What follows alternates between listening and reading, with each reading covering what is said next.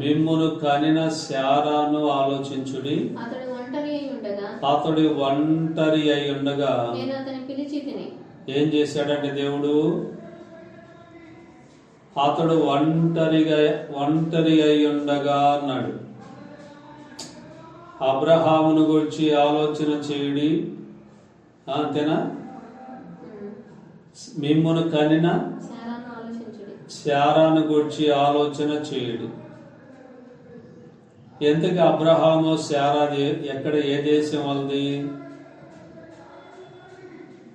వారిది ఏ దేశము అంటే కల్దీల దేశం వాళ్ళది.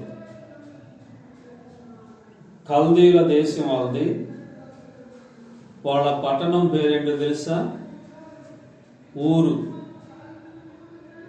మన తెలుగులో ఊరు అంటాం కదా, ఏదో ఇప్పుడు ఏదన్నా మార్కాపురం, ఏ ఊరు వెళ్తున్నాం అంటే మార్కాపురం ఊరు. మనం ఏంటంటే ఏ ఊరు వెళ్తున్నాం అంటాం. అంటే వాళ్ళ పట్టణం పేరంటే ఊరు. అబ్రహాం గారి పట్టణం పేరేంటంటే ఊరు. ఆయన జాతి ఏంటంటే కల్దీయులు. మరి ఆయన ఎక్కడున్నాడా? ఆ దేశం ఎక్కడుంది అంటే యూఫ్రటీస్ నది అవతలుంది. నది అవతల అన్నాడు. యూఫ్రటీస్ నది అవతలుంది.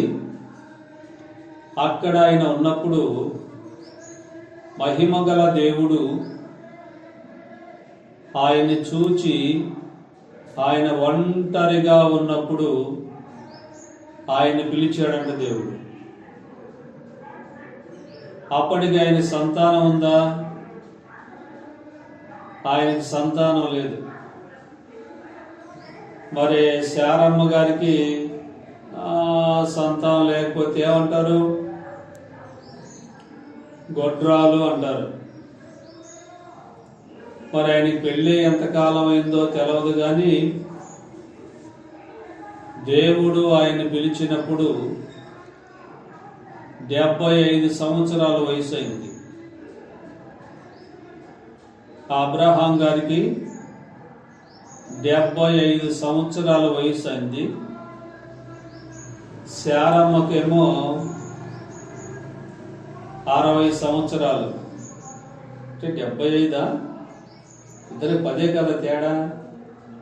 అంటే 70 సంవత్సరాలు 65 అయి ఉంటుంది.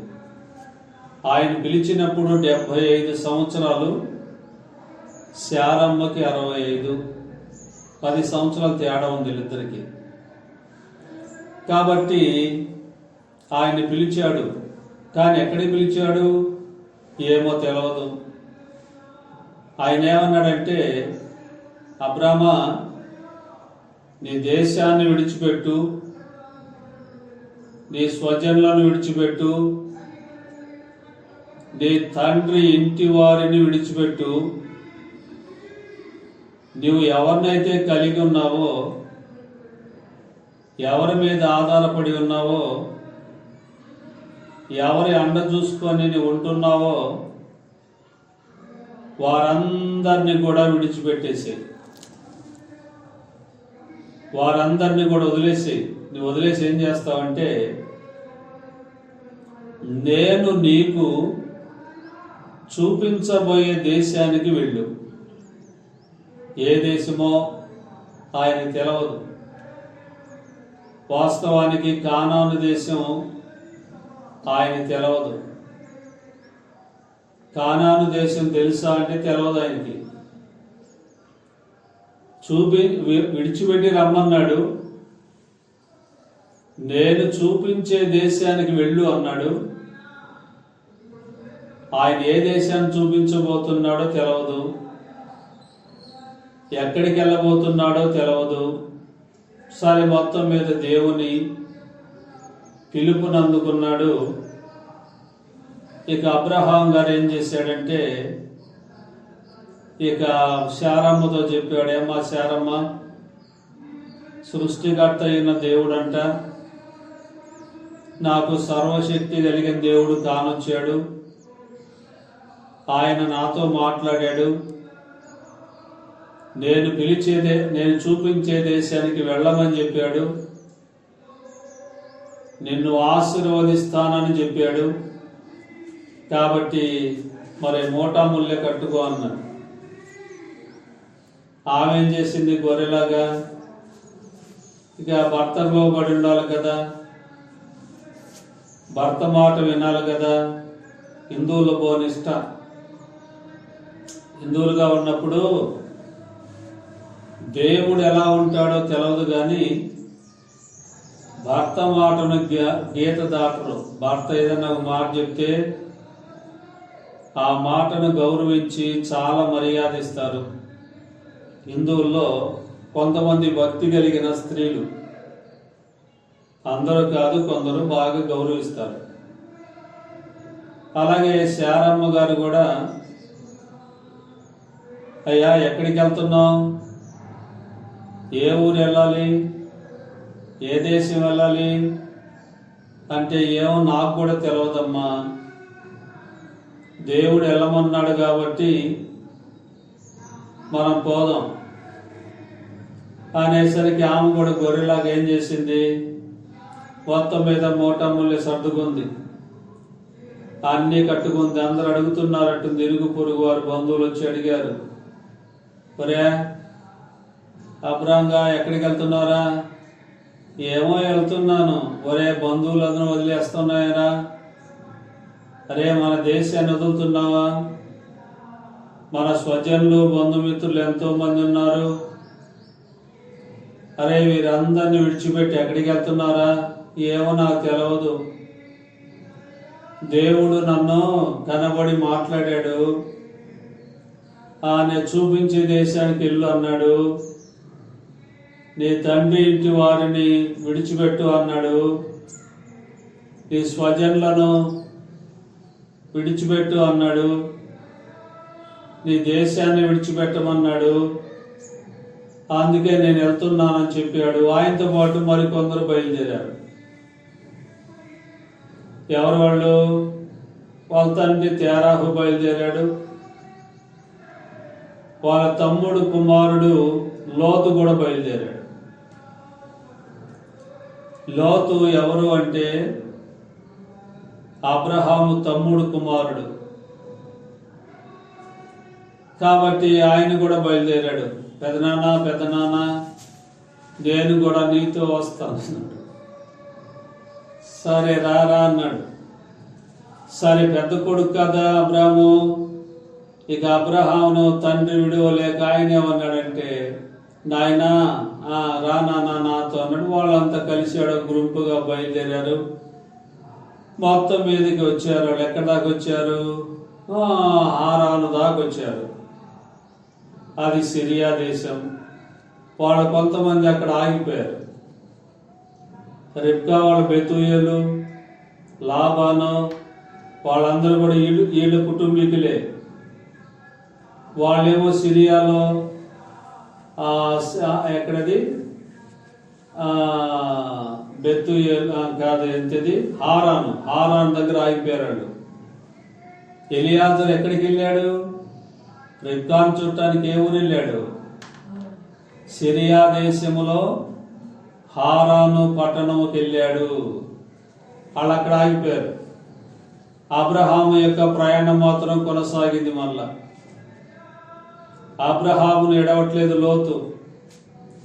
హారాన్లో చనిపోయినట్టున్నాడు ఆయన తండ్రి బెతూయేల్ ఏంటి అబ్రహాం తండ్రి తేరాహు. సరే వాళ్ళు బయలుదేరారు, కొనసాగుతూ ఉన్నారు. ఇంకా చూడండి ఏమంటున్నాడు, ఇంకేమన్నాడు? అయిపోలేదు వచ్చిన అతడు ఒంటరి అయి ఉండగా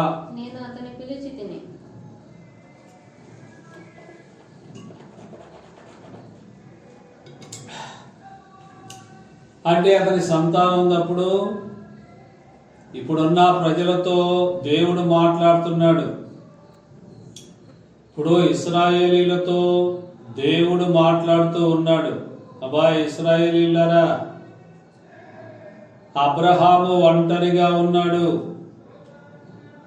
ఆయనకి సంతానం లేదు, పిల్లలు లేరు, ఎవరు లేరు ఆయనకి. అయితే నేను ఆయన్ని పిలిచాను. ఇశ్రాయేలీలతో మాట్లాడుతున్నాడు. ఏమన్నాడు? మళ్ళీ ఫస్ట్ నుంచి చదవండి. మీ తండ్రి అయిన అబ్రహాము సంగతి ఆలోచించుడి. మిమ్మును కనిన శారాను గూర్చి శారాను ఆలోచించుడి. అబ్రహామును ఆలోచించమన్నాడు, శారాను కూడా ఆలోచించండి. ఎందుకు ఆలోచించాలి? వారి సంతానం లేదు, వారికి పిల్లలు లేరు. అందుకే అన్నాడు, మిమ్మును కనిన శారాను ఆలోచించుడి, అబ్రహామును ఆలోచించుడి. అతడి ఒంటరిగా ఉన్నప్పుడే నేను పిలిచాను. సంతానం లేదు అతనికి, అతనికి పిల్లలు లేరు. అతనికి పిల్లలుంటే ఆయన పిల్లలు అనుకునేవాళ్ళు. ఇప్పుడున్న వాళ్ళందరూ కూడా ఆయనకి పుట్టినోళ్ళు, శరీర సంబంధమైన వాళ్ళు అని రకరకాలుగా ఆలోచన చేసేవాళ్ళేమో. కాదు, ఇప్పుడున్న మీరందరూ కూడా అబ్రహాముకు నేనిచ్చిన సంతానం అనేది మాటల యొక్క భావం. ఇంకా ఏమన్నాడు? అతడు ఒంటరి అయి ఉండగా నేను అతన్ని పిలిచి తిని, అతను ఆశీర్వదించి. దేవుడు ఏం చేశాడంట? అతడు ఒంటరిగా ఉన్నాడు, సంతానం లేదు. కాబట్టి నేనేం చేశానంటే అతన్ని పిలిచి నేను ఆశీర్వాదించాను అన్నాడు. దేవుడు అబ్రహామును ఏం చేశాడంటే అబ్రహామును ఆశీర్వాదించాడంట దేవుడు. అబ్రహామును దేవుడు ఆశీర్వాదించాడు అనే మాటను చూస్తున్నాం. ఆశీర్వాదించి అతడు పెక్కుమంది అగునట్లు. దేవునికి స్తోత్రం. అతడు ఒంటరి వాడే, కానీ ఇప్పుడు ఆశీర్వాదించిన తర్వాత అతడు ఎలాగయ్యాడంట?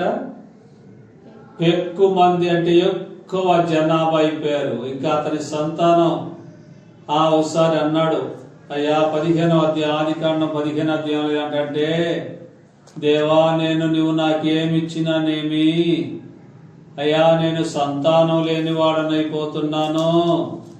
నా పనివారు ఉన్నారు కదా, నా పనివారిలో సిరియా వాడైన ఎలియాజరు ఉన్నాడు కదా, నా పెద్ద దాసుడు, నా ఇంటి పెద్ద దాసుడు.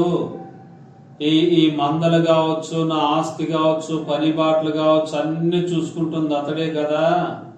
అతడు మేస్త్రి, గుమస్తా, సూపర్వైజర్ కదా. అయ్యా అతనికే బాధ్యతలన్నీ అప్పగించాను. ఇంకా నేనేం చేసేది? నాకు పిల్లలు లేరు కాబట్టి ఇక అతడే నా కుమారుడు అవుతాడేమో, అతడికే ఈ ఆస్తి అంతా చెందుతుందేమో అని అన్నాడు. అప్పుడు దేవుడు ఏమన్నాడంటే, అబ్రహామా ఏంది ఎంత పిచ్చి మాటలు మాట్లాడతావు? పిచ్చోడా, బయటికి రా, ఇలా బయటికి రా అని బయటికి తీసుకొచ్చాడు. బయటికి చేయబట్టుకొని తీసుకొచ్చి ఏం చేశాడు? ఇదిగో చూడు అన్నాడు. ఆకాశం చూస్తున్నావా? రాత్రులది, నైట్ అది, అప్పుడు కరెంట్లు లేవు కదా. ఆకాశం చూస్తున్నా ప్రభువా, మరి నక్షత్రాలు లెక్కించగలవా? నీ వల్ల అవుతుందా? 1, 2, 10, 100, 10,000, 10. ఓమ్మ బాబోయ్, నా వల్ల కదా. నీ సంతానమును అలాగు చేస్తాను అన్నాడు. లెక్కకు మించినంత సంతానం చేస్తాను. నువ్వు లెక్కించడానికి వీలు కదా సంతానాన్ని, అంత మందిని చేస్తానన్నాడు. సరేలే, ఇటు నేల చూడు అన్నాడు. చూస్తున్నా ప్రభువా, ఇదిగో ఇసుక పట్టుకున్నాడు. పట్టుకున్నా, అది దీన్ని ఏమైనా లెక్కించగలవా? ఇసుక రేణువులు అన్నాడు. ఓయ్ బాబోయ్, నా వల్లాడవు ప్రభు అన్నాడు. నీ సంతానమును అలాగు చేస్తాను అన్నాడు.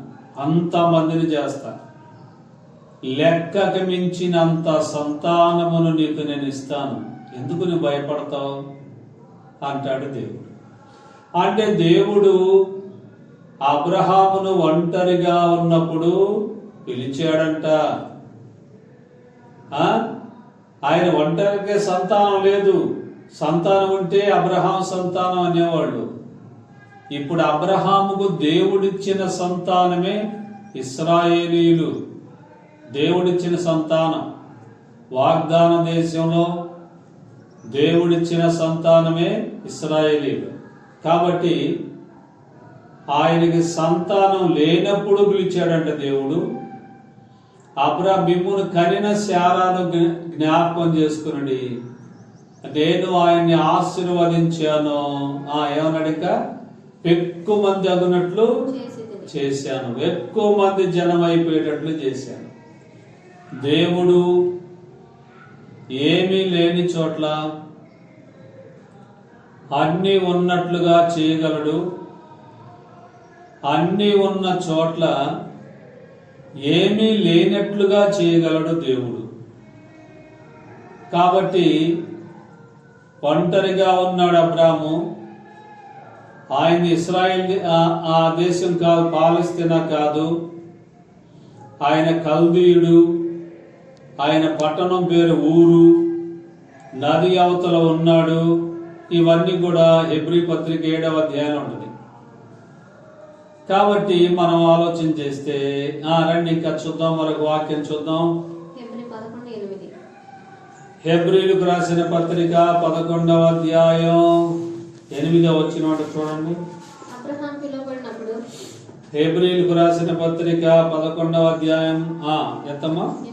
8వ వచనం. అబ్రహాము పిలువబడినప్పుడు విశ్వాసమును బట్టి ఆ పిలుపునకు లోబడి తాము స్వాస్థ్యముగా పొందనయున్న ప్రదేశమునకు బయలు వెళ్ళెను. మరియు ఎక్కడికి వెళ్ళవలెనో అది ఎరుగక బయలు వెళ్ళెను. అయితే ఎక్కడికి వెళ్ళాలో తెలవదు ఆయనకి. కానాను దేశం తెలుసా అంటే అబ్రహాం గారికి కానాను దేశం తెలవదు ఆయనకి. ఆ దేశం ఎక్కడుందో తెలవదు. అక్కడ ప్రజలు ఎట్లుంటారో తెలవదు. అక్కడ నాగరికత ఎలా ఉండదో తెలవదు. అక్కడ ప్రజలు పంటలు ఎలా ఉంటాయో, అక్కడ వాతావరణం ఎలా ఉంటుందో, ఇవన్నీ కూడా ఏమీ అబ్రహాం గారికి తెలవదు. దేవుడు ఆయన్ని ఎక్కడికి వెళ్ళాలో తెలవకుండా పిలిచాడంట. తెలవదు ఆయనకి, ఎక్కడికి వెళ్ళాలో తెలవదు అంతే. అంటే దేవుని పిలుపు అలా ఉంటుంది. దేవుడు ఎక్కడికైనా వెళ్ళాలి అంటే, వెళ్ళమన్నాడంటే వెళ్ళాల్సింది అంతే. నేను వెళ్ళను ప్రభువా, ఆ ప్రజలు కొడతారు ప్రభువా. యోనా ఏం చేశాడు? యోనాకెందుకో నినివే వారంటే మహా కక్ష పడదు. నినివే వారంటే ఎందుకు ఆయనకి ఎంత పగ. కానీ ఆ వివరాలు ఏంటో అక్కడ రాయబడలేదు. కానీ మొత్తం మీద నినివే వారంటే యోనా గారికి పడదు, గెట్టదు. నినివే వారంటే దేవుడు ఏమన్నాడు? అయ్యా నినివేకెళ్ళు అన్నాడు. ఈయన ఎక్కడికి వెళ్ళాడు? తార్షీషునకు వెళ్ళి ఎక్కడికి వెళ్తానంట? యొప్పేకి వెళ్ళి ఎక్కడికి వెళ్ళిపోతున్నాడు? తార్షీషు వెళ్ళే ఓడను కనుగొని కేవిచ్చి టికెట్ తీసుకున్నాడు. ఎక్కడికి? ఎక్కడికి వెళ్ళాడంటే ఈయన తార్షీషుకు వెళ్ళిపోతున్నాడు. యొప్పేకి వెళ్ళాడంట. యొప్పేకి వెళ్ళి యొప్పే నుండి తార్షీషుకి వెళ్ళే వాడెక్కేశాడు. దేవుడు ఏమన్నాడు? అయ్యా నేను నినివే పట్టణానికి వెళ్ళు నాయనా. నినివే పట్టణంలో 120,000 మంది ప్రజలను నీకు ఆత్మలుగా, నీకు బహుమానంగా పరలోకంలో నీ కిరీటంలో వాళ్ళందరినీ కూడా నేను అమర్చబోతున్నాను. వారందరికీ సువార్త ప్రకటించు, నేను నీకు వారిని ఇవ్వబోతున్నానని దేవుడు చెప్తే యోనా ఏం చేస్తున్నాడు? ప్రభువా నీ బహుమానాలు పక్కన పెట్టు, అయ్యా నీ ఆత్మల పక్కన పెట్టు, నేను మాత్రం అక్కడికి వెళ్ళను, నేను అక్కడికి వెళ్ళను. మరి ఎక్కడికి వెళ్తావు? యెహోవాతో చెప్పకుండా, దేవుని సన్నిధిలో దేవునికి చెప్పకుండా, పెట్టకుండా ఈయన ఎక్కడికి వెళ్తున్నాడంట? తార్షిషునకు పారిపోతా ఉన్నాడు. దేవుడు ఊరుకుంటాడా? దేవుడు యోనాను ఎంత ప్రేమించాడు. ఈనాడు ఎన్ని సువార్తలు ప్రకటిస్తే 1,20,000 ఆత్మలు సంపాదించాలి. ఈ 1,20,000 ఆత్మలు ఎప్పుడు సంపాదించాలి? జీవితమాంతం కూడా తిప్పలు పడిన 100 మంది, 10ల సంఖ్య, 1000 సంఖ్య దొరకటమే కష్టం. ఎన్ని సభలు పెట్టినా, ఎన్ని ప్రసంగాలు చేసినా జీవితంలో ఎన్ని ఆత్మలు సంపాదిస్తాం మనం. కానీ దేవుడు ఏమన్నాడు? ఆయన్ని 1,20,000 ఆత్మలు నీకు ఇస్తా, వారందరూ కూడా నీకు బహుమానంగా ఉంటారు, వారందరూ కూడా నీ కిరీటములో రత్నాలకు మెరుస్తూ ఉంటారు. యోనా ఎల్లవయ్యా వెళ్ళు, నినివేకెళ్ళంటే ఈయన అంటాడు, నేను వెళ్ళనంటే వెళ్ళను, నీ బహుమానాలు నాకొద్దు, నీ ఆత్మలు నాకొద్దు, నేను అక్కడికి అసలు వెళ్ళను, అక్కడికి నేను అంతే, నేను వెళ్ళను. వాళ్ళు నశించిపోవాలి, వాళ్ళు నాశనం అయిపోవాలి, వాళ్ళు నరకానికి వెళ్ళిపోవాలి. నేను వెళ్ళనంటే వెళ్ళను. దేవుని వాక్యం చెప్తే రక్షించబడతారేమో, నేను వెళ్ళనంటే వెళ్ళను. ఏంది నీకంత కక్ష? ఎందుకు నీకంత బాధ? దేవుని ప్రజలు నశించిపోతుంటే పోవయ్యా అంటేనే పోనంటాడేంది? 1,20,000 ఆత్మలు ఎక్కడి నుంచి వస్తాయి? ఎక్కడి నుంచి వస్తాయి? ఒక ఆమె చాలా ఆమె మూర్తి అయ్యగారు చెప్పాడు.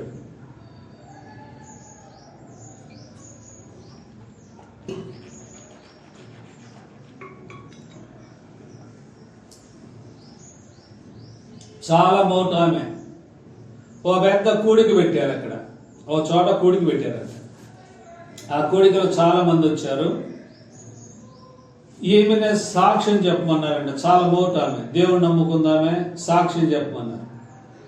ఆ సాక్ష్యం చెప్పమంటే ఆ సాక్ష్యం చెప్పేసరికి ఆ సభలో ప్రజలు 137 ఎంతమంది రక్షించబడ్డారు. 137 ఎంతో మంది ఒక్క సాక్ష్యము ద్వారా రక్షించబడ్డారు. చూడండి, మనం ఎన్ని ప్రసంగాలు చేస్తే ఎంతమంది రక్షించబడాలి? ఇప్పుడు పేతురు గారు వాక్యం చెప్తే 3,000 మంది ఒక్కసారి రక్షించబడ్డారు. తర్వాత రెండోసారి 5,000 మంది సంఘములో సమకూర్చబడ్డారు. అంతే వాళ్ళ సంఖ్య, అట్లా ఉంది. కానీ యోనా గారి పిలుపు ఎలా ఉంది? 1,20,000 మందిని ఇస్తానయ్యా నీకు, వెళ్ళు యోనా వెళ్ళు అని దేవుడు ఎంతో ప్రేమించి ఆయనకి బహుమానాలు ఇవ్వాలని చూస్తుంటే నాకు వద్దంటే వద్దు అంటున్నాడు. అంటే దేవుని యొక్క పిలుపుకు లోబడకుండా వెళ్ళిపోతున్నాడు. ఆయన ఊరుకుంటాడా? ఆయన ముక్కుకు గాలం పెట్టి నోట్లో కళ్ళెం పెట్టి మర్యాదగా నువ్వు తిరుగుతావా తిరగవా, నేను నిన్ను ప్రేమిస్తున్నా, నీకే ఇవ్వాలనుకుంటున్నాను ఆత్మలన్నీ కూడా. నీకంటే వీరులు శూరులు ప్రవక్తలు లేరా? ఇశ్రాయేల్ దేశంలో యోధా దేశంలో ప్రవక్తలు లేరా? ఎంతో మంది ఉన్నారు.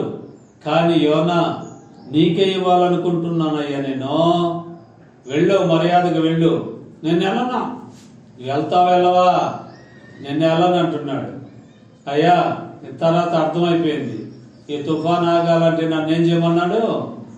ఎత్తి సముద్రంలో పడేయండి, పీడ విరగడైపోద్ది. అయ్యా ఇదిగో ఈ తుఫాన్ ఆగిపోద్ది మీకు అని చెప్పాడు. దేవుడు ఊరుకున్నాడా? దేవుడు తీసుకుని వెళ్ళాడు. తీసుకుని వెళ్ళి తన పని జరిగించాడు. యోనా ద్వారా తన పని జరిగించాడు.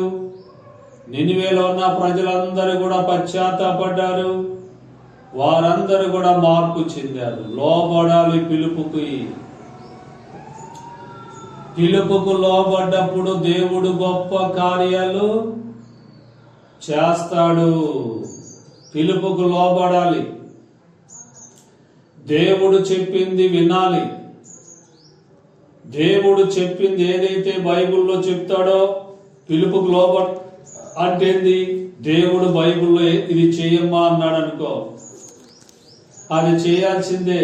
దేవా నాకు కష్టంలాగుంది ప్రభువా, నేను చేయలేను ప్రభువా, నాకు వద్దు నాయన అంటే కోని దరిద్రం అంటాడు. దేవుడు ఏదైతే చేయమని చెప్తాడో దాన్ని చేయటమే పిలుపుకు లోబడటం. పిలుపుకు లోబడటం అంటే దేవుడు చెప్పాడు, ఏదో పని చేయమని చెప్పాడు నీకు, ఆ పనికి ఉండటమే పిలుపుకు లోబడటం. నేను చెయ్యను అంటే తిరుగుబాటు చేసినట్టేగా, దేవుని పిలుపుకు లోబడనట్టేగా. కాబట్టి మనం ఏం చేయాలంటే దేవుడు పిలిచినప్పుడు పిలుపుకు లోబడాలి. పిలుపుకు లోబడటం అంటే ఇప్పుడు మనల్ని కూడా దేవుడు పిలిచాడు. దేవుడు పిలిచాడు కాబట్టి మనం రక్షించబడ్డాం, ఆయన సన్నిధిలో ఉన్నాం. లేకపోతే ఎక్కడుంటాం మనం? ఉద్యోగస్తులు ఏం చేస్తారు? డబ్బు గలవాళ్ళు ఏం చేస్తారు? ఆదివారం వచ్చేసరికి ఏం చేస్తారు? బాగా తెచ్చుకొని మాంసాలు మంచి బిర్యానీలు అవి ఇవి వండుకొని బాగా తిని ఏం చేస్తారు? సినిమా హాల్లో కూర్చుంటారు వెళ్ళి, లేదంటే ఏంటది ఆ రెస్టారెంట్లు బ్రాందీ షాపుల్లో ఎంజాయ్ చేస్తుంటారు వాళ్ళు. అది లోకస్తుల పని. కానీ మన పని ఏంటి? ఆయన పిలిచాడు కాబట్టి దేవుని సన్నిధిలో గడపటం మన పని కదా. కాబట్టి ఇక్కడ ఏమన్నాడు చూడండి, మళ్ళీ చదువుకుందాం.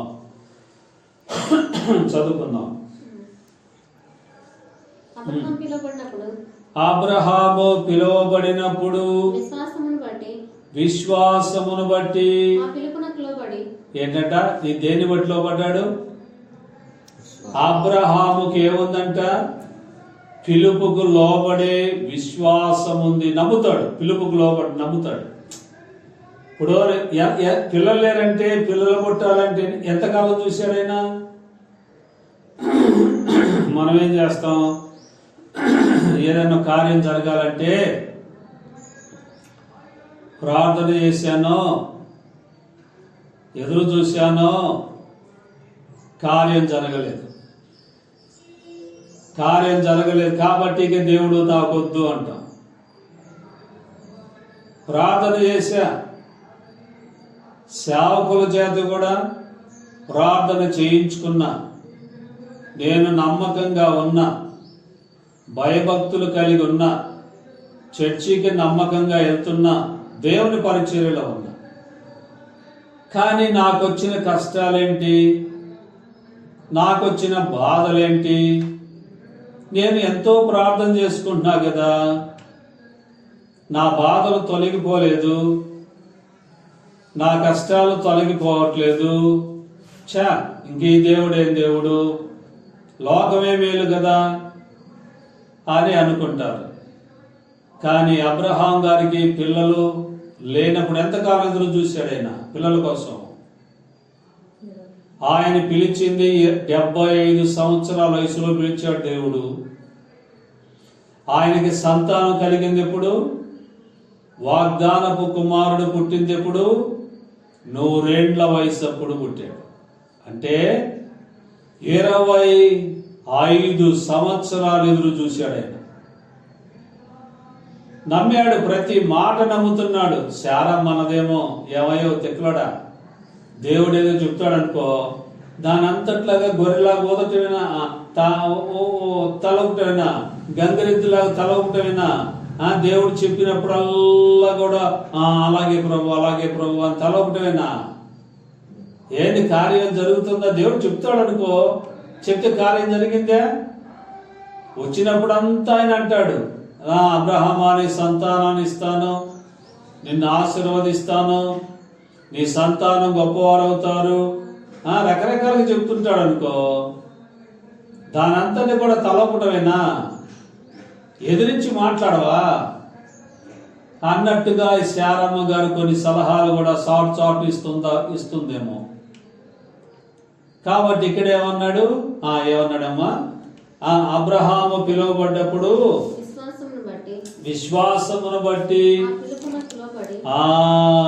ఎలా లోబడ్డాడంటే ఆయన పిలుపునకు లోబడిన దేవునికి స్తోత్రం. ఆయన ఎలా పిలుపునకు లోబడ్డాడంట? ఆయన పిలుపునకు లోబడ్డాడు. పిలుపునకు లోబడే కదా ఆయన. అదే కదా నా తిక్కలతనం చేసుకున్న పని కూడా అదే కదా. దేవుడు సేవ కొరకై పిలిస్తే, అయ్యా ఇక్కడుండి సేవ చేయనాయన విశ్వాసరావు, ఇక్కడుండి దేవుడు చెప్పిన మాట ఏంటంటే, ఇక్కడే నువ్వు సేవలో ఉండి అనేకులను నా యొద్దకు నువ్వు నడిపించని ప్రభు పిలుపుంది. చెప్పాడు కదా దేవుడు. నేనేం చేశాను? చదువు సంఖ్య లేదుగా నాకు. నేను ఒక అమాయకుడిని తిక్కలోని కదా. నాకేం కలిగిందంటే డబ్బు సంపాదించాలి, ఇది నా ఆలోచన. ఏం లేదప్పుడు ఉండటానికి ఇల్లు లేదు, తండ్రి లేడు, తండ్రి చనిపోయాడు, ఆదరించేవారు లేరు, ప్రేమించేవారు లేరు. అందుకని నేనేం చేశాను? డబ్బు సంపాదించాలి, డబ్బు సంపాదించుకుంటూ దేవుని సేవలో మందిరానికి వెళ్ళొచ్చు అనుకున్నాను. దేవుడు ఏమన్నాడు? అలాగైతే నీ కళ్ళు తీసేస్తానన్నాడు. సువార్తమ్మతో చెప్పిన మాట ఏంటంటే, విశ్వాసరావు ఇక్కడి నుండి వెళ్ళిపోవాలని చూస్తున్నాడు, అతడు ఇక్కడి నుంచి పోతే అతని కళ్ళు పోతాయి అని చెప్పు అన్నాడు. చూడండి ఎట్లా ఉందో. దేవుడేమో పిలిచాడు, దేవుడు గొప్ప పిలుపు. ఉండి అనేకులను తీసుకురాయ్యా, అనేకులను నా ఎద్దుకు నడిపించని దేవుడు చెప్తే నేనేం చేస్తున్నా? డబ్బు కోసం సంపాదించాలి, ఒక ఇల్లు వేసుకోవాలి, సమాజంలో ఒక మనిషిగా బ్రతకాలి. డబ్బు లేకపోతే ఎవరు మా బంధువులు కూడా లెక్క చేయట్లేదు, విలువ ఇవ్వట్లేదు. వాడా అన్నట్టుకున్నాడు. అంటే లెక్కలేంతనం. డబ్బుంటే సమాజం గౌరవిస్తుంది, అందుకని ఒక మనిషిలా బ్రతకాలి. నాకు అది పట్టుకుంది నన్ను. లేకపోతే ఈ రోజు నాటికి ఎంత సేవలో బాగుండేవాడిని. దేవుని పిలుపును పోగొట్టుకున్నా, డబ్బు కోసం, లోకం కోసం ఏదో సంపాదించాలి, ఏదో సాధించాలి, లోకంలో ఉన్న వాటిని కలిగి ఉండాలి అనుకున్నానే గాని దేవుని పిలుపు గొప్పదన సంగతి నాకు తెలియదు. ఎందుకంటే చదువు లేదు, చిన్నోండి, అప్పట్లో నాకంత ఆత్మీయత తెలియదు. ఏదో ప్రార్థనకి వెళ్తున్నా, వస్తున్న వాళ్ళతో ఉంటున్నా, దేవుని సేవకు అనుకున్నానే గాని నాకంత విలువ తెలియదు. పిలుపును పోగొట్టుకున్నా కదా. అలాగే చూడండి ఇక్కడ ఏమన్నాడమ్మా?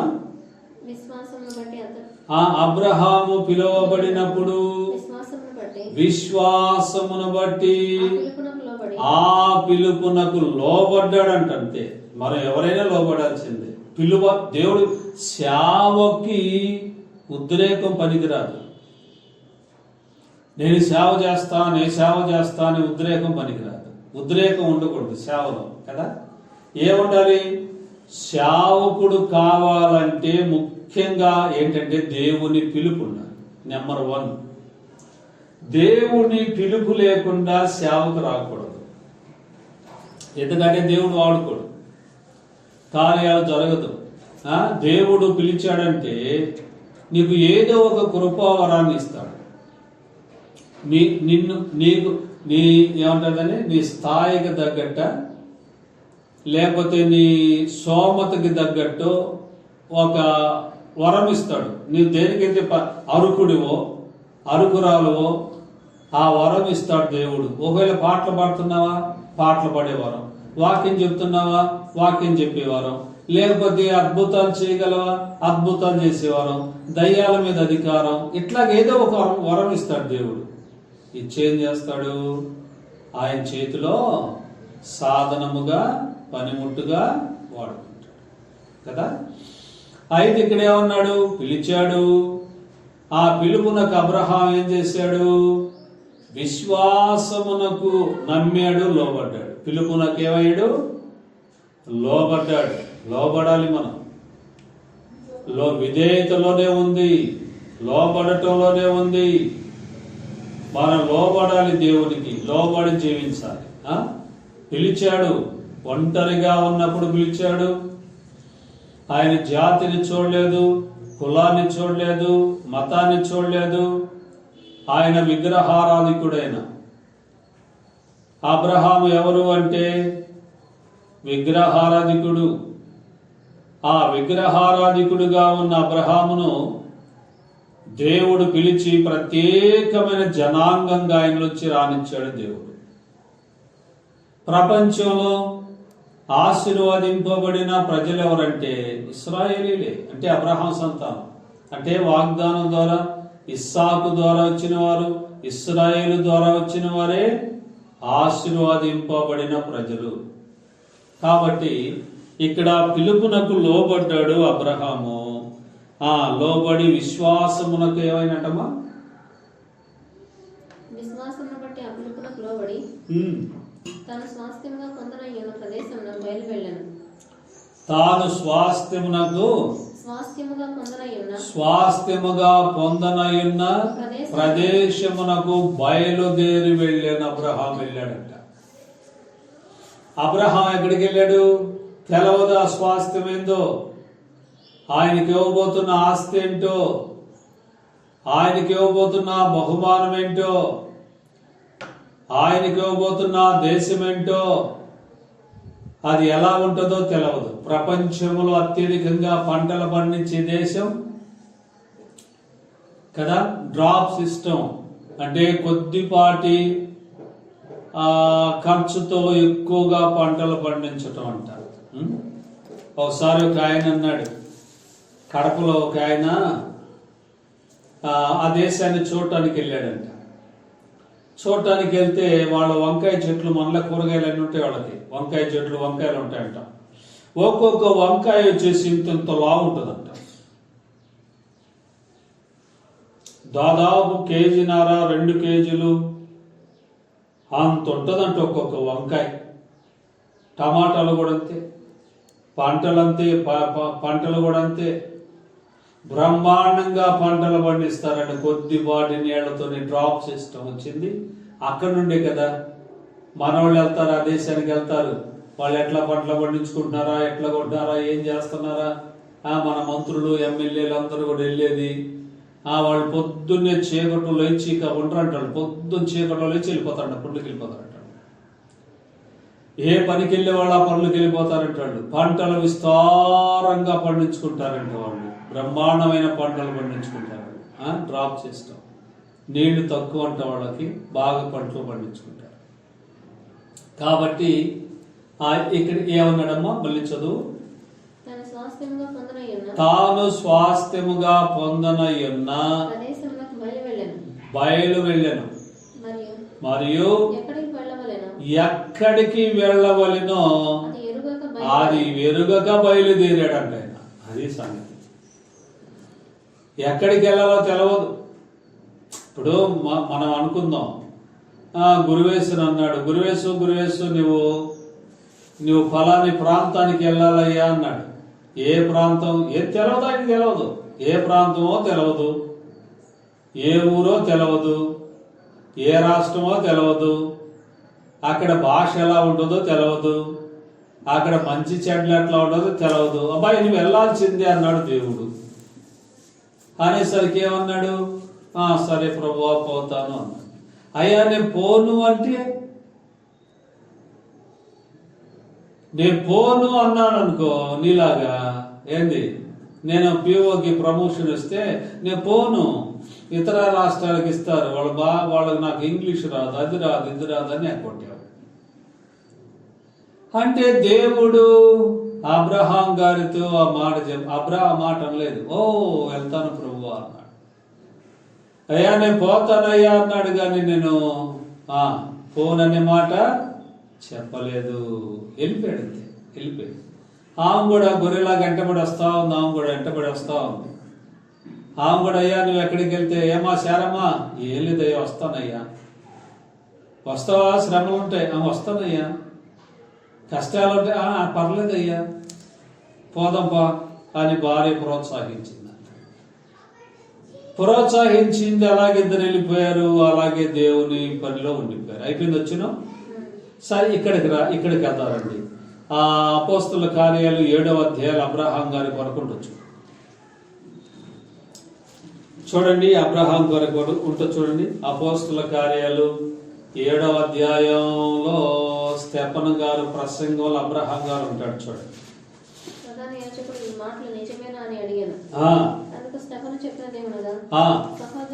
సహోదరులారా, తండ్రులారా, మన పితరుడైన అబ్రహాం ఎన్నో వచ్చిన 2 వచ్చిన ఆరానులో కాపురముండక మునుపు మెసొపొతమియాలో ఉన్నప్పుడు మహిమగల దేవుడు అతనికి ప్రత్యక్షమాయను. మెసొపొతమియాలో ఉన్నాడంటే మహిమగల దేవుడు ప్రత్యక్షమాయను. దేవుని దేశమును నీ స్వజనమును విడిచి బయలుదేరి నేను నీకు చూపింపబో దేశమునకు రమ్మని అతనితో చెప్పాను. కల్దీయుల దేశమును విడిచిపోయి హారానులో కాపురముండెను. అతడు హారానులో తన తండ్రి తెరాహు చనిపోయిన తర్వాత అక్కడ నుండి మీరు ఇప్పుడు కాపురమున్న ఈ దేశమందు నివసించుటకై దేవుడు అతన్ని తీసుకొని వచ్చెను. ఆయన ఇందులో అతనికి పాదము పెట్టేంత స్థలం కూడా భూమినైనను స్వాస్థ్యముగా ఇయ్యక కుమారుడు లేనప్పుడు అతనికి అతని తర్వాత అతని సంతానమునకును దీన్ని స్వాధీనపరతునని దేవుడు అతని సంతానమును ఆ దేశస్థులు 400 సంవత్సరములు అంటే 400 సంవత్సరములు దాస్యమునకు లోబరచుననియు బాధ పెట్టుదురనియు చెప్పాను. ఏ జనమునకు వారు దాసులైందరో ఆ జనమును నేను విమర్శ చేయుదుననియు ఆ తర్వాత వారు వచ్చి ఈ చోట నన్ను సేవింతురని చెప్పాను. అది ఇప్పుడు చెప్పండి, 400 సంవత్సరములు అన్నాడంటే ఎంత? 400 సంవత్సరాలు తమ శత్రువుల దేశం. అంటే అప్పుడు సంతానం పుట్టలేదు. ఆయన ఈ దేశానికి పిలువబడ్డాడు. అడుగు పెట్టేంత స్థలం కూడా లేదు. ఆయన పుట్టే బిడ్డలందరూ కూడా ఐగుప్తుకి వెళ్తారు. అక్కడున్న ప్రజలకు విమర్శ అంటే తీర్పు తీరుస్తాను, అక్కడి నుంచి గొప్ప కలిమితో వస్తారు. ఇవన్నీ కూడా పుట్టక మునిపే చెప్పేస్తున్నాడు దేవుడు. ఎంత గొప్ప దేవుడో చూడండి. ఆయన సంతానం లేదు, పిల్లలు లేరు. ఆయన సిరియా దేశంలో హారాను వరకు వచ్చాడు. హారాన్లో తన తండ్రి చనిపోయాడు. వారు అక్కడే బంధువులందరూ ఆగిపోయారు. ఇక వాళ్ళు ఆ తమ్ముళ్ళు కావచ్చు, వారి సంతానం కావచ్చు, వాళ్ళందరూ అక్కడ ఆగిపోయారు, కుటుంబీకులు ఆగిపోయారు. ఈయన మాత్రం వచ్చాడు. లోతు మాత్రం ఈయన వెంట వస్తూ ఉన్నాడు. వీళ్ళిద్దరు సాగి కానానుకు వచ్చాడు. కానాను దేశంలో అడుగు పెట్టేంత స్థలం కూడా వారికి లేదు అన్నాడు. పిల్లలు లేరు, పిల్లలు పడతారు, తర్వాత పరాయి దేశానికి వెళ్తారు. 400 సంవత్సరాలు ఐగుప్తులో ఉంటారు. వారిని నేను విమర్శ చేస్తానంటే తీర్పు తీరుస్తాను, మళ్ళా తీసుకొస్తాను. తీసుకొచ్చి వారు నన్ను సేవించున్నట్లు వారిని ఇక్కడ ఏం చేస్తాడు? స్థాపించేదనా నన్ను సేవించరని చెప్పాను. ఇక్కడ తీసుకొస్తానని చెప్పాడు. చూడండి, దేవుడు అక్కడ అసలు ఏమీ లేదు, ఏమీ లేకపోయినప్పుడు దేవుడు ఆయన్ని పిలిచాడు, పిలిచి గొప్పవారిగా చేశాడు అన్నమాట. రండి చూద్దాం, మరొక వాక్యాన్ని కూడా చదువుకుందాం రండి. పేతురు రాసిన మొదటి పత్రిక 3వ అధ్యాయం 9వ వచనం.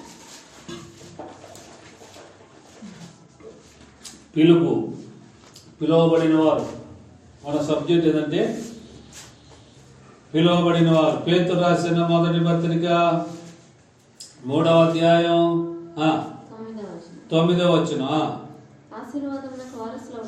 ఆశీర్వాదమునకు వారసులగుటకు మీరు పిలువబడితిరి. ఏంటంట? ఏం పిలువబడ్డారు? మనల్ని దేవుడు మనల్ని ఎందుకు పిలిచాడు? ఆనాడు పేతురు గారు చెప్తున్నాడు, అయ్యా మీరందరూ కూడా ఎందుకు పిలువబడ్డారు?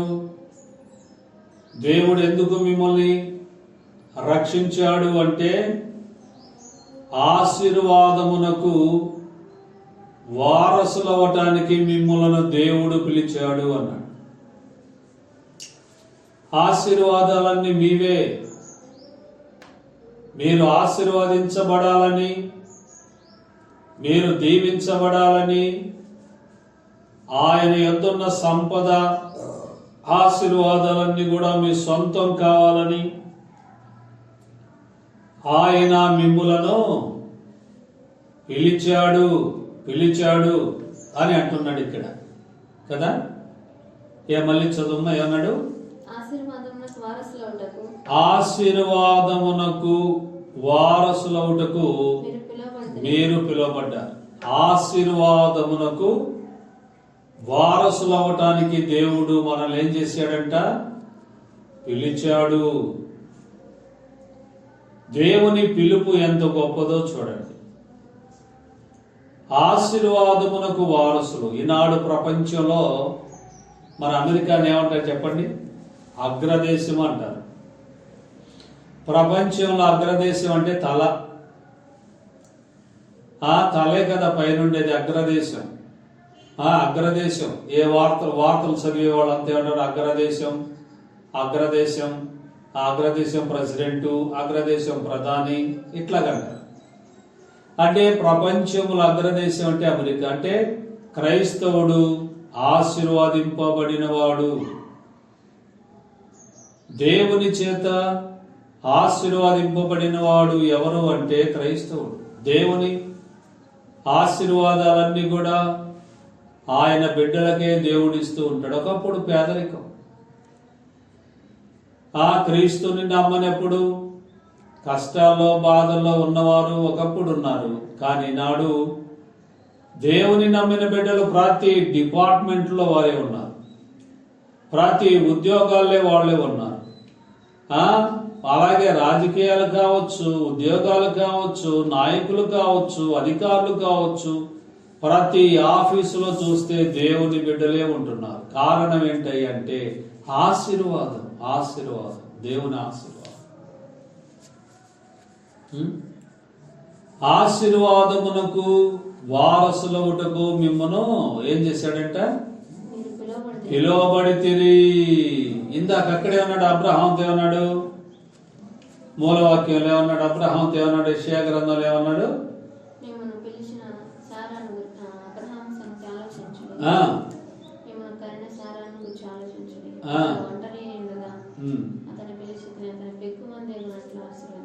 అతడు పెక్కు అంటే అతను ఆశీర్వాదించాడు. అబ్రహామును ఆశీర్వాదించిన దేవుడు ఇక్కడ పేతురు గారి ద్వారా ఏమంటున్నాడు? ఇక్కడ ఏమన్నాడు? మిమ్మును ఏమన్నాడు? ఆశీర్వాదమునకు వారసులు అన్నాడు. ఆశీర్వాదానికి వారసులు అంటే ఇప్పుడు గురువేసు ఉన్నాడు. గురువేసు వాళ్ళ తల్లిదండ్రుల ఆస్తి ఎవరికి వస్తుంది? పరాయి వాళ్ళకి ఇస్తారా? పోనీ వాళ్ళ చిన్నాయనో పెదనాన్నో బంధువులు ఎవరో ఉన్నారు అనుకుందాం, వారి పిల్లలు ఉన్నారు, వాళ్ళకి పోతే ఆస్తి ఏమన్నా పోదు, వాళ్ళకి పోదు. ఎందుకని? వాళ్ళు వారసులు కాదు కదా, వాళ్ళు వారసులు కాదు. అలాగే నాకున్న ఆస్తి ఏదన్నా ఉంటే ఆ పిల్లలకే వర్తిస్తుంది కానీ ఎవరికో వర్తించదు. అలాగే ఆశీర్వాదమునకు ఇక్కడేమన్నాడు? వారసులు అన్నాడు. ఆశీర్వాదానికి వారసులు ఎవరంట? యేసు క్రీస్తు ప్రభుని నమ్ముకున్న బిడ్డలు. యేసు రక్తంలో ఎవరైతే కడగబడతారో, యేసు ప్రభుని ఎవరైతే నమ్ముకుంటారో, చెప్పండి ఏమన్నాడు? ఆశీర్వాదమునకు వారసులగుటకు, ఆశీర్వాదానికి హక్కు, ఆశీర్వాదం అనే ఆస్తి, అది మీరు పొందుకోవటానికి మీరేం చేశారంట? పిలవబడ్డారు. దేవునికి స్తోత్రం. దేవుడు ఎందుకు మనల్ని పిలిచాడు? దేవుడు ఎందుకు మనల్ని మనం ఒకప్పుడు ఎడకొచ్చిన తర్వాత తింటానికి తిండి లేదు మనకి. కనీసం పచ్చడి మెతుకులు దొరికితే మనకి ఎంతో పండగ. రోజు అబ్బా ఈరోజు పచ్చడి దొరికింది మనకు చాలా. స్టోర్ బియ్యం, తినటానికి తిండి లేదు. ఉండటానికి ఎవరైనా అద్దెళ్ళు అడిగితే అద్దె ఇల్లు కూడా మనకేడ ఈ ఊళ్ళో వాళ్ళు ఉండటానికే లేదు. వారికి ఏమీ లేదు కదా, వారు అద్దె ఎట్ట కడతారు, అద్దె ఎట్లా ఇస్తారు అని చెప్పి ఇల్లు కూడా ఉంచుకొని కూడా ఖాళీ ఉండి, లేదు మేము ఏమో మాకు వాళ్ళకి ఏముంది, వాళ్ళకి వాళ్ళు తినటానికే లేదు, వాళ్ళు అద్దె ఎడ కడతారు అని చెప్పి ఇల్లు కూడా ఇవ్వరు మనకి. ఆ పశువులు కట్టేసుకునే కోటంలో ఉన్నాం మనం. కొద్ది రోజులు ఆ ఇంట్లో అద్దెకి ఇస్తామని ఇచ్చి మన పరిస్థితిని చూసి, అమ్మ మా ఇంట్లో ముసలోళ్ళు ఉండాలి, మీరు ఖాళీ చేసి వెళ్ళిపోండి అన్నారు. అట్లాంటి స్థితిలో ఉన్న మనకి దేవుడు ఒక మంచి ఉండటానికి ఒక నీడ, మాకు ఇల్లు ఇచ్చాడు. దేవుని దయ వల్ల ఉద్యోగం, ఆయనాడు తినటానికి ఉండటానికి దేవుడు కొరత లేకుండా చేశాడు. అంటే ఇక్కడ బైబిల్ ఏం చెబుతుంది? మీరు ఆశీర్వాదమునకు వారసులవుటకు మిమ్మును దేవుడు ఏం చేశాడ? పిలిచాడు. దేవుడు మనల్ని ఎందుకు పిలిచాడంటే ఆశీర్వాదమునకు వారసులు కావాలని పిలిచాడు. ఆయనకున్న ఆశీర్వాదము, ఆస్తి, హక్కులు ఎవరివంటే ఆయన బిడ్డలైన మనవే. మన తండ్రి కాబట్టి మనకి ఆయన దగ్గర ఉన్న అన్ని కూడా మనవే. ఆ తర్వాత ఇంకేమన్నాడు?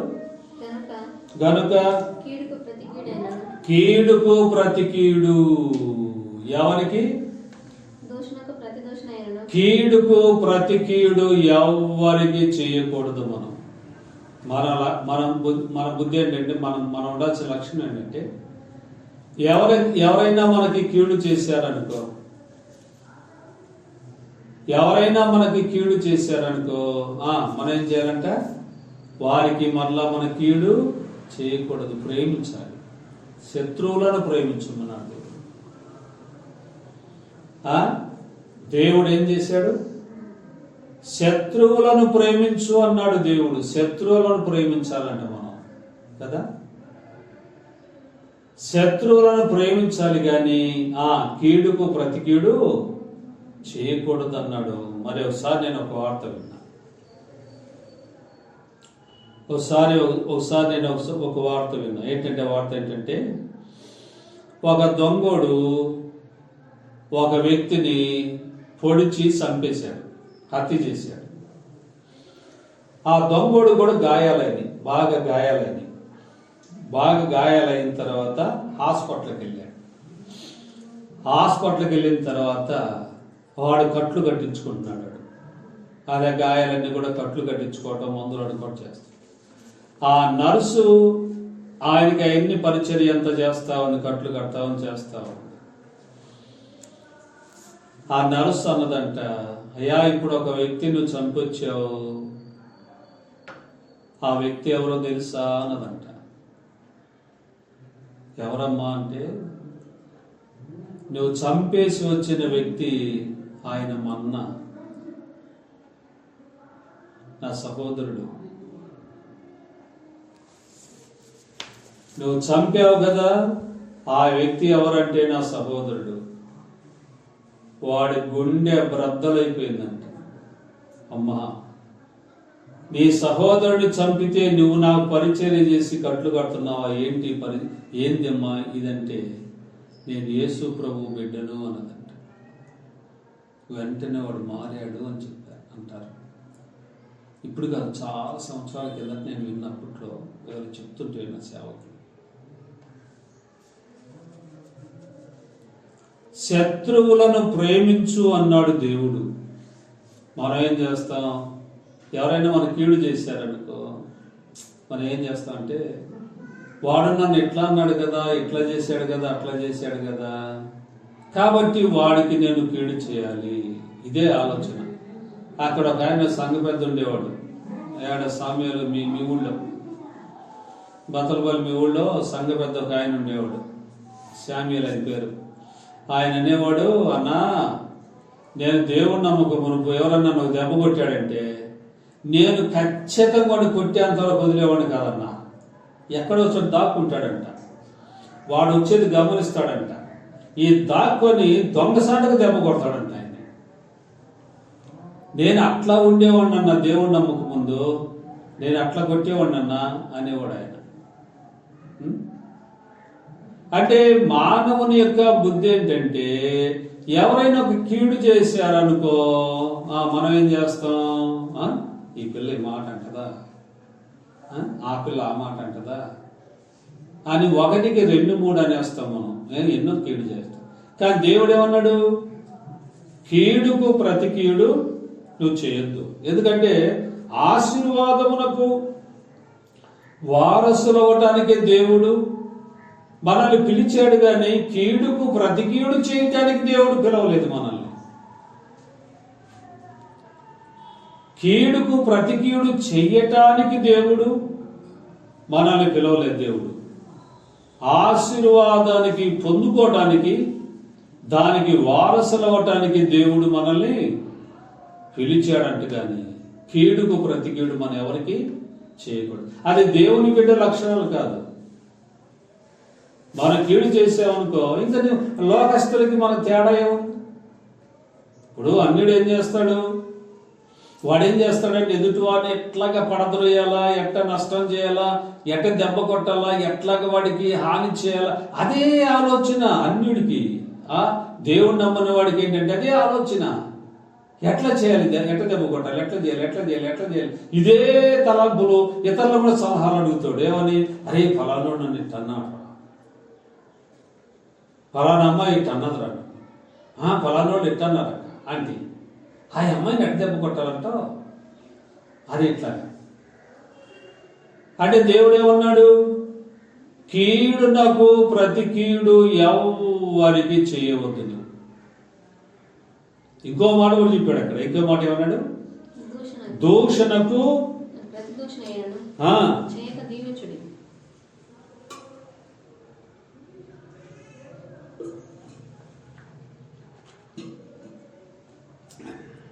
చేస్తాం కదా మనం. ఎవరైనా సరే మనం చేస్తామా? ఇప్పుడు నేను ఒక మాట అన్నాను, గుడుగు పడి తొందరపడి ఒక మాట అన్నాను అనుకో, 1కి 2 అనేవాళ్ళు లేరా? ఇప్పుడు దూషణ అంటే ఏంటంటే తిట్టడం అన్నమాట. తిట్టడం ఏమంటావు? మనం ఏదన్నా ఒక మాట అన్నాం అనుకో, గురివేస్తూ ఊరుకుంటావా? ఏమన్నా ఏరో నా సంగతి నీకు తెలుసో లేదో, జాగ్రత్తగా ఉండు. ఏమన్నా అన్నాను, ఏదన్నా ఒక మాట అన్నావు అనుకో, ఏమంటది? ఇదిగో దొరుకుతావులేరా, దొరుకుతావులమ్మి అంటారు. అంటే ఏదన్నా అనుకో, మాట అనుకో, నీకు అత్తరా, నీకు తిట్టేస్తావు అంతే. నోటికి వస్తే అనటమే అంతే, వదిలేట్లేదు కదా. దూషణకు ప్రతి దూషణ చేయవద్దు. ఎవరైనా తిట్టారనుకో, తిట్టారు. ఇప్పుడు మోక్షని దేవుడు ఏమన్నాడు? దేవుడు ఏమన్నాడు? మోషే భూమి మీద ఉన్న వారందరికంటే కూడా సాత్వికుడు అన్నాడా?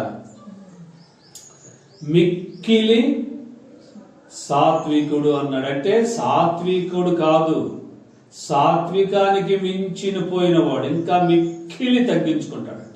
అంటే ఎవరైనా మాట అన్నారనుకో, తిట్టారనుకో, అలాగా సహోదరుడా తిడుతున్నావా, సరే అంటే అన్నావాలి. ఇప్పుడు కోరాహు, దాతాను, అభిరాములు ఉన్నారు. వాళ్ళు మోషే మీద తిరుగుబాటు చేశారు. వాళ్ళు నువ్వేనా పెత్తనం చెలాయించేది? నువ్వేనా పాస్టర్వి? నువ్వేనా వాక్యం చెప్పేది? నువ్వేనా మెయింటైన్ చేసేది? మాకు చేత కదా, మేము చేయలేమా? ఏది మీ పెత్తనాలేంది? తిరుగుబాటు చేసేవాళ్ళు. అనేసరికి మోషే ఏం చేశాడు? అంతటా నాయకుడు కూడా ఏం చేశాడంటే సాగిలపడ్డాడంట వాళ్ళకి. వాళ్ళేమో అట్లా తిడుతూ దూషిస్తూ అట్లా చేస్తూ ఇట్లా చేస్తూ, నువ్వు అట్లాంటివాడివా ఇట్లాంటివాడివా, నువ్వే నా గొప్ప, మేము చేత కదా, మాలో ప్రతి వారు ఆత్మ పొందుకున్నారు, మేము కూడా పరిశుద్ధులమే అన్నట్టు వాళ్ళు మాట్లాడేశాడు. మోషే ఏం చేశాడు? సాగిలపడ్డాడంట. బాబులారా, ఒరే ఎందుకంటే ఇట్లా చేస్తారు?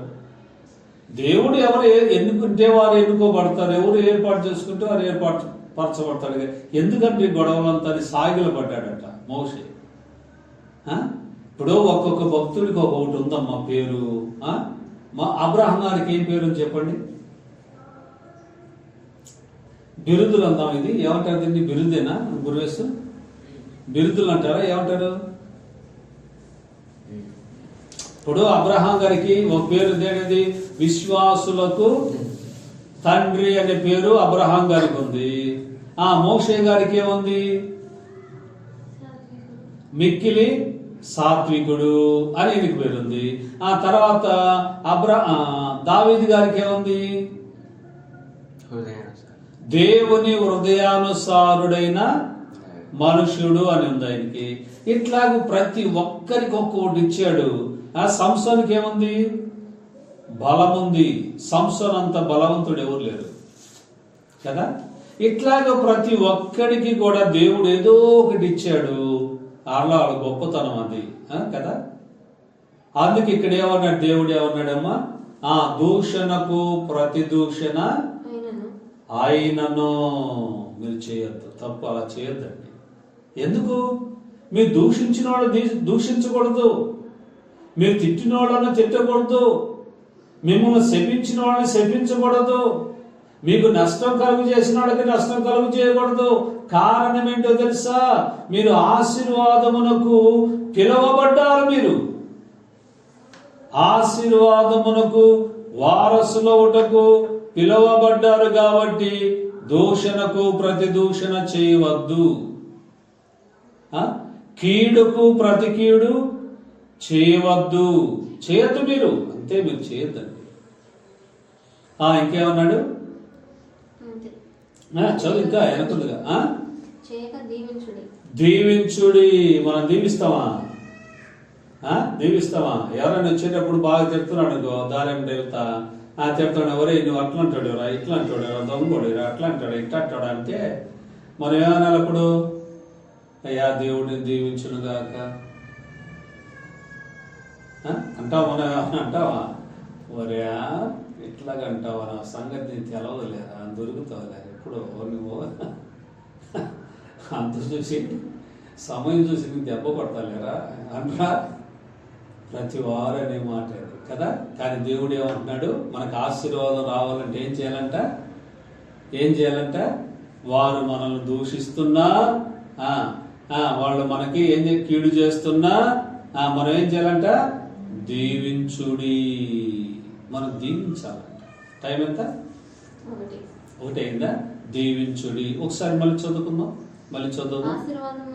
ఆశీర్వాదమునకు వారసులవుటకు మీరు పిలువబడితిరి. కీడుకు ప్రతి కీడు చేయవద్దు, దూషణకు ప్రతి దూషణ